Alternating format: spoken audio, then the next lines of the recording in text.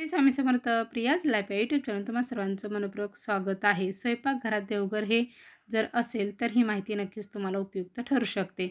बऱ्याच प्रमाणात सध्या अलीकडं देवघर हे वेगळं करतात, पण काहींचे देवघर हे किचनमध्ये असते. जागा कमी असल्या कारणाने अशा प्रकारे किचनमध्ये केलं जातं किंवा हॉलमध्ये हे असते. देवांचे स्थान हे पवित्र असते. हे हे जे स्थान आहे ते आपण पवित्र मानून देवाची स्थापना आहे ती देवघराची स्थापना आहे ते आपण आपल्या घरामध्ये करतो. त्याची रोज पूजाही केली जाते. पण जर देवघर हे किचनमध्ये जर असेल तर ते योग्य आहे का? ते कसे असावे? कुठे असावे? याबद्दल वास्तुशास्त्रानुसार सर्व काही माहिती आहे ती आज आपण या व्हिडिओमध्ये पाहणार आहोत. चॅनेलवरती जर नवीन असाल तर लाईक करा, सबस्क्राईब करा, कमेंटमध्ये श्री स्वामी समर्थ नक्कीच लिहा आणि असेच माहितीपूर्ण व्हिडिओ नक्कीच तुम्हाला पाहायला मिळतील.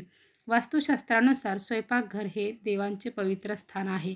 कारण स्वयंपाकघरातून आपल्याला आरोग्य, चव, मानसिक समाधान आहे हे ते मिळतं.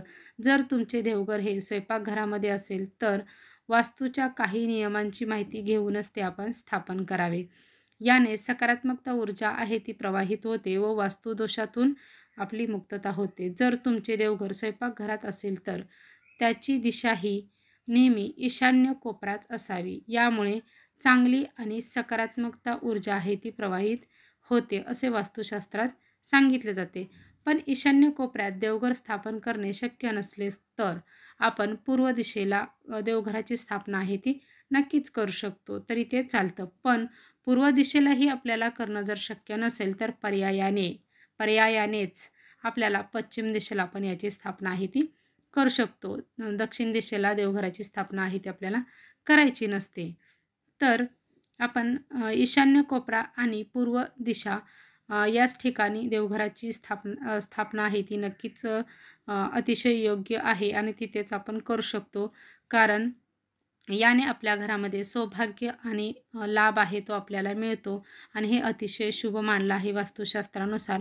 म्हणून आपण देवघराची स्थापना ईशान्य कोपरा किंवा पूर्व दिशेसच करावी. देवघर हे जर आपल्या बेडरूममध्ये असेल तर ते कधीच नसावं, कारण हे वास्तुशास्त्रानुसार अयोग्य गोष्ट आहे. याने काय होतं की नवरा बायकोमध्ये वादविवाद निर्माण होतात, नवरा बायकोंचं पटत नाही, घरामध्ये अशांतता निर्माण होते, आर्थिक अडचणी, सर्व कामांमध्ये अपयश येणं, अशा बऱ्याच प्रकारच्या गोष्टी आहेत त्या सतत घडतात. यासाठी आपल्या घरात जर म्हणजे घराच्या ज्या बेडरूममध्ये जर तुमचं हे देवघर असेल तर ते नक्कीच नसावं, कारण हे अशुभ गोष्ट आहे. त्यासाठी आपण असेल तर ते नक्कीच आपण त्वरित त्याची स्थापना दुसरीकडे नक्कीच करू शकता, पण आपलं बेडरूममध्ये नक्कीच नसावं ते. जर तुमचं देवघर जर स्वयंपाकघरात जर असेल तर आपण त्याला लाकडी किंवा मार्बलचा आडोसा आहे तो नक्कीच करावा. बऱ्याचदा असे होते की आपण पूजा रोज करतो, सर्व काही सेवा व्यवस्थित करतो, पण मात्र एकच चूक ही आपल्याला माहीत नसलेल्या कारणाने आपल्या हातून होते. ती म्हणजे कोणती? की ती चूक अशी आहे की आपण आपल्या देवघराच्या वरती बऱ्याचशाच वस्तू आहे ते ठेवतो. त्यामध्ये आपण देवाच्या पूजेचं साहित्य असू शकतो, वेगवेगळ्या प्रकारचे आपले जे ग्रंथ आहेत ते असू शकतात, जपमाळा असू शकतात, देवांचे फोटो असू शकतात किंवा आपण जी सुकलेले फूल, हार जे काय आहे ते आपण त्याच्यावरती ठेवतो. तर हे सर्व काही चुकीचं आहे. हे वास्तुशास्त्रानुसार योग्य नाही. म्हणून आपण असं करू नये. देवाच्या डोक्यावरती ओझं ठेवल्याप्रमाणे असं होतं, म्हणून हे आपण करू नये.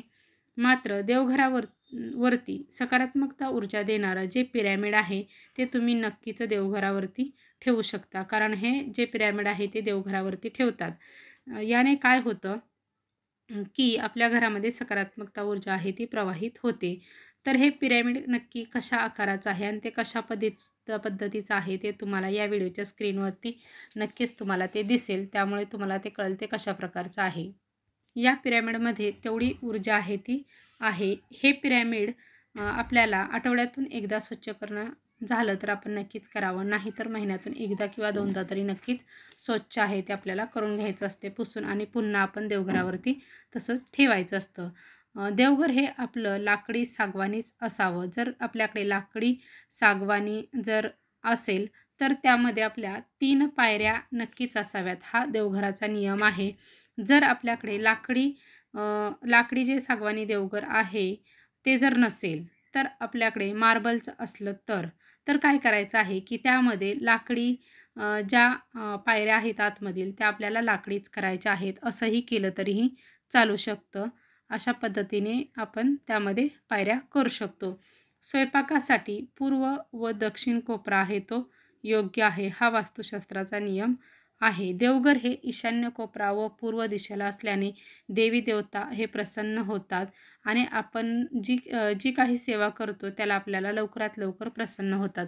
देवघर हे शक्यतो ईशान्य कोपऱ्यातच असावे, कारण ईश्वरी शक्ती आहे ही ईशान्य कोपऱ्यातूनच प्रवेश करते आणि नैऋत्य पश्चिम कोपऱ्यातून ती बाहेर जाते असे वास्तुशास्त्र सांगते.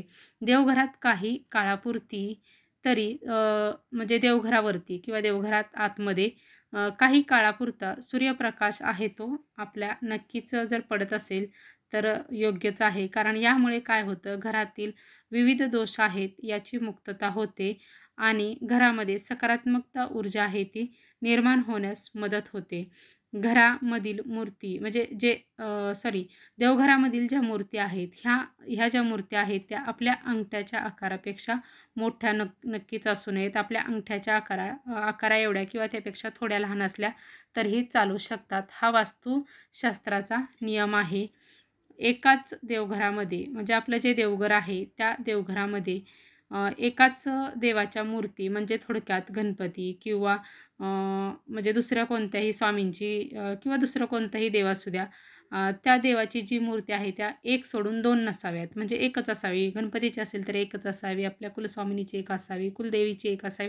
अशा प्रकारच्या एकच मूर्ती आहेत त्या असाव्यात, डबल मूर्ती नसाव्यात. हाही देवघराचा वास्तुशास्त्राचा नियम आहे.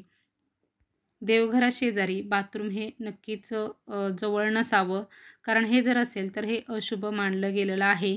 जर काही एखाद्या घरामध्ये म्हणजे एखाद्याच रूमचं जर एखाद्याचं घर जर असेल, त्यामध्ये जर जागा जर नसेल, तर त्यांनी कमीत कमी एक माणसाला बसण्याइतपत तरी जागा आहे ती तेवढी सोडायची आहे आणि त्या ठिकाणी स्थापना आहे ती देवघराची ते करू शकतात. तर अशा प्रकारे आपण आहे ती देवघराची स्थापना आहे ती आपल्या म्हणजे घरामध्ये आहे ती करायची आहे आणि रोज सकाळी आपण त्यांची जी देवांची पूजा आहे ती करावी. संध्याकाळी दीप आहे ते प्रज्वलित नक्कीच करावं. धूप दीप नक्की लावावं. सकाळी व संध्याकाळी आपल्या घरामध्ये घंटानाद आहे तो झाला पाहिजे. याने आपल्या घरामध्ये सकारात्मकता निर्माण होते आणि आपल्या घरात वातावरण आहे ते शांत वातावरण आणि आनंदमय वातावरण होतं. त्यासाठी अशा पद्धतीने आपण आपल्या घरामध्ये देवघराची स्थापना जर तुमच्या किचनमध्ये असेल तर तुम्ही अशा पद्धतीने करू शकता. श्री स्वामी समर्थ.